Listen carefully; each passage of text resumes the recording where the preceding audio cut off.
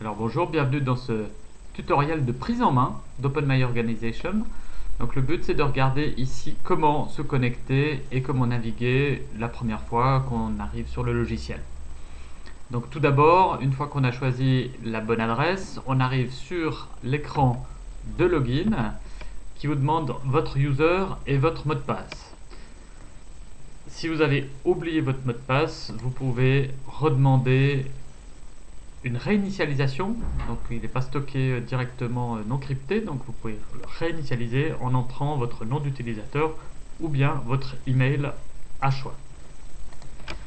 Donc je vais choisir mon nom d'utilisateur, mon mot de passe et je peux lui demander de se souvenir de moi pour ne pas avoir besoin de me reconnecter à chaque fois.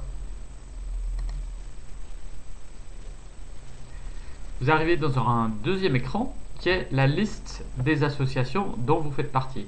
Donc a priori vous en avez une, peut-être deux. En tant qu'administrateur j'en ai plusieurs.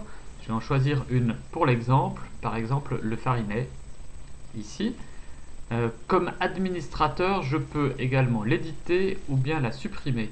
Mais la plupart du temps, si vous êtes simple utilisateur, vous pouvez simplement cliquer sur le nom ou sur n'importe où dans cette zone grise. Voilà.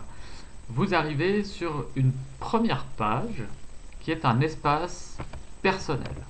Donc sur cet espace personnel, vous allez retrouver dans un premier temps l'agenda des prochaines réunions, en précisant si ce sont des réunions de triage ou des réunions d'autres types de réunions comme la gouvernance ou la stratégie, et puis à quel cercle elles s'adressent. Cercle opérationnel, cercle de pilotage. Alors, je ne sais pas si vous êtes familier des cercles. Ici, sur le côté, eh bien, on va retrouver une représentation de l'organisation en cercle imbriqué. Donc on a les gardiens de la charte, le pilotage, le cercle opérationnel Martini, communication. Ce petit onglet, il est à disposition sur toutes les pages, de même d'ailleurs que cet élément de contact qui vous permet de prendre contact avec l'administrateur s'il est en ligne ou bien alors de lui envoyer un message. Voilà. Je reviens à l'agenda des réunions. Un deuxième onglet vous permet de visualiser tous les membres avec entre autres la date de leur dernière connexion. Ça permet de savoir s'ils sont venus récemment, soit mettre à jour, soit prendre connaissance des nouveautés quand il y a eu des réunions, des PV qui ont été édités. Et puis ici, toute une série d'onglets. Tout d'abord, un rappel de la raison d'être, découpé en vision et en mission, pour se reconnecter plus facilement à ce qu'on cherche à faire. Et puis ensuite, un certain nombre d'éléments, une liste de tous les rôles que je remplis dans cette organisation. Ces rôles, si on clique dessus, on voit le détail, c'est-à-dire la raison d'être, la redevabilité et éventuellement les domaines. Ici, il n'y a pas de domaine. Pour rappel, une fiche de rôle comme celle-ci, eh bien, c'est l'équivalent plus ou moins d'un cahier des charges, sauf que l'information est présentée de façon légèrement différente. La raison d'être, c'est l'axe de liberté et de créativité. C'est ce qui guide dans la prise d'initiative. Les redevabilités, c'est l'axe de la responsabilité. C'est qu'est-ce que les autres rôles sont en mesure d'exiger de moi. Et puis les domaines, qui ne sont pas listés ici, mais qu'on doit retrouver par exemple sur le rôle. Pas beaucoup. Voilà, sur le rôle outil collaboratif. Eh bien, c'est les domaines qui sont ma propriété, c'est-à-dire ceux sur lesquels les autres rôles ne peuvent pas interagir sans mon autorisation. Les checklists, les indicateurs et finalement les projets aussi qui correspondent à tous les projets, qu'ils soient en cours, qu'ils soient bloqués, qu'ils soient terminés ou qu'ils soient réservés pour un jour peut-être quand ils sont affichés en gris. Ça, c'est mon écran de départ, mais si je veux savoir un petit peu ce qui se passe pour les autres, eh bien, je vais pouvoir aller naviguer, par exemple naviguer sur le cercle de pilotage. Et là, j'ai une vue détaillée du cercle de pilotage dans lequel je retrouve un petit peu la même structure. D'abord, un petit rappel de la mission générale et de la raison d'être de ce cercle-là. La liste des membres de ce cercle-là, avec la possibilité, comme je suis également premier lien, eh bien, de modifier cette liste, c'est-à-dire d'ajouter un membre à ce cercle.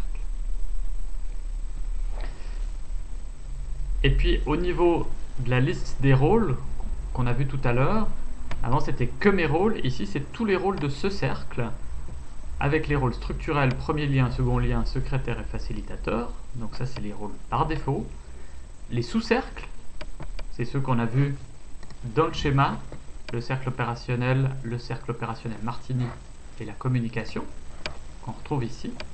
Et puis la liste de tous les autres rôles avec qui les énergétise.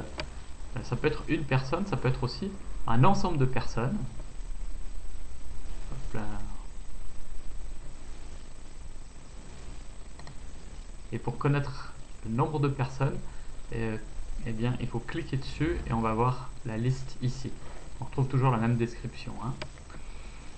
Il y a plus d'onglets. Il y a les politiques, qui sont les règles qui sont appliquées dans l'organisation. L'historique, c'est le PV des réunions. Donc on ne parle pas de PV où on raconte tout ce qui s'est dit, on parle de toutes les décisions qui ont été prises. Donc, par exemple, sur une réunion de gouvernance, eh bien, il y a un certain nombre de modifications qui sont listées ici. On voit par exemple que le cercle opérationnel a été modifié, que sa raison d'être a été modifiée. On voit en biffé ce qui a été supprimé et en gras ce qui a été ajouté. On voit qu'il y a aussi eu le même jour une réunion de triage avec un certain nombre d'actions ici, ou bien de projets, voilà, qui ont été créés. Quand il y a une petite main pointée comme ça, eh bien c'est que ça concerne un des rôles dont je suis en charge. L'onglet des checklists, c'est des informations qui sont faites ou pas faites et sur lesquelles on va revenir régulièrement en réunion. Les indicateurs, eh bien, ce sont des chiffres clés de l'organisation qui permettent à tout et chacun de savoir où nous en sommes. Ça peut être le solde en caisse, ça peut être, comme ici par exemple, des informations sur la communication avec la portée de publication du groupe Facebook, des informations sur la comptabilité, sur la formation interne, le nombre de formations planifiées, le calcul du nombre de professionnels engagés dans l'activité, etc. Ces chiffres peuvent être représentés de façon graphique, de façon à mesurer les tendances à la hausse ou à la baisse. Voilà, et finalement, l'onglet projet, dans lequel on retrouve la liste des projets, pas seulement les miens, aussi ceux des autres. Donc les miens sont différenciés des autres avec la petite main. Par exemple, je ne suis pas en charge du rôle comptabilité et je ne peux pas agir sur ces projets-là, alors que sur ceux-là, eh bien, je peux les éditer, les supprimer et surtout, peut-être plus intéressant, les déplacer pour définir leur statut et leurs priorités. Un projet qui a été terminé, il peut également être archivé, auquel cas on va le retrouver dans la liste des projets archivés qui liste tout ce qui a été fait depuis le début. Voilà, en gros, ce qu'on trouve dans Open My Organization. Un petit détour juste par la barre du haut, je peux modifier mon profil, c'est-à-dire changer une image d'illustration, des informations de base, des informations de contact de plusieurs types, site web, téléphone professionnel, privé, mobile, courriel, Skype, Facebook. Et c'est à cet endroit-là aussi que j'ai l'occasion de modifier mon mot de passe. Alors il faut que je me souvienne de mon ancien mot de passe et je peux en proposer un nouveau, très utile lors de la première connexion. Si je clique sur une image de ce type-là, eh bien, je vais avoir la liste des contacts. Au niveau des membres, si je fais la même chose, je vais avoir en plus, à l'intérieur du cercle courant, la liste des rôles qui sont remplis par cette personne. Et la possibilité de lui envoyer un message directement à son adresse de courriel qui est ici. Je peux choisir dans quel rôle je décide d'envoyer ce message, à quel rôle je l'envoie. Je peux aussi le faire directement à la personne nominativement, avec un titre et un message comme n'importe quel email. Voilà. L'outil de recherche permet de retrouver aussi rapidement, si on se pose la question au niveau de l'organisation, qui c'est qui s'occupe du web par exemple, eh bien on peut chercher ce mot-là, et l'outil de recherche, eh bien, il va nous dire que le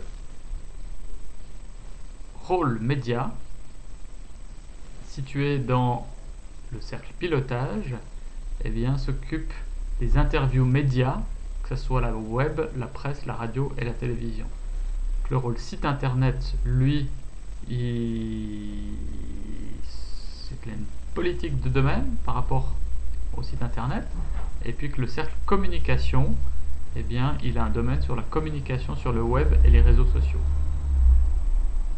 Voilà, je peux du coup directement accéder à la page descriptive du rôle ou du cercle concerné.